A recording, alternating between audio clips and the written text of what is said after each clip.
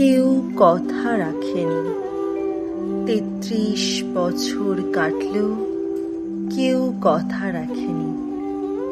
ছেলেবেলায় এক বষ্টমী তার আগমনী গান হঠাৎ থামিয়ে বলেছিল, শুক্লা দ্বাদশীর দিন অন্তরাটুকু শুনিয়ে যাবে। তারপরে কত চন্দ্রভুক অমাবস্যা চলে গেল, কিন্তু সেই বষ্টমী আর এলো না। ২৫ বছর প্রতীক্ষায় আছি। মামাবাড়ির মাঝি নাদের আলী বলেছিল, বড় হও দাদা ঠাকুর, তোমাকে আমি ৩ প্রহরে বিল দেখাতে নিয়ে যাব, যেখানে পদ্ম ফুলের মাথায় সাপ আর ভ্রমর খেলা করে। নাদের আলী, আমি আর কত বড় হব? আমার মাথা এ ঘরের ছাদ ফুঁড়ে আকাশ স্পর্শ করলে তারপর তুমি আমায় ৩ প্রহরের বিল দেখাবে? একটাও রয়্যাল গুলি কিনতে পারেনি কখনো।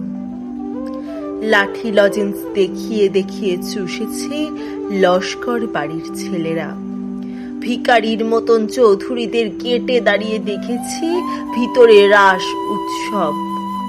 অবিরল রঙের ধারার মধ্যে সুবর্ণ কঙ্কন পরা ফর্সা রমণীরা কত রকম আমোদে হেসেছে। আমার দিকে তারা ফিরেও চায়নি। বাবা আমার কাঁধ ছুঁয়ে বলেছিলেন, দেখিস একদিন আমরাও।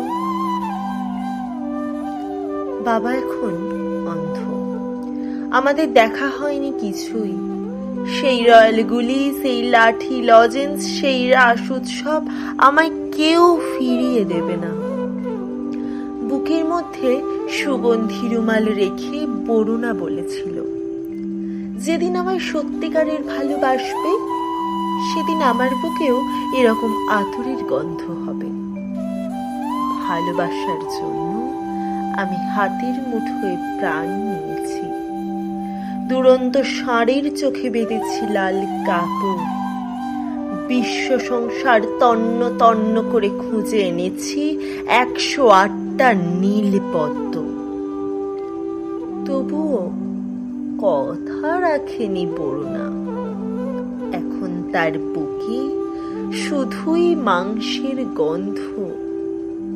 এখনো সে যে কোনো নারী। কেউ কথা রাখেনি।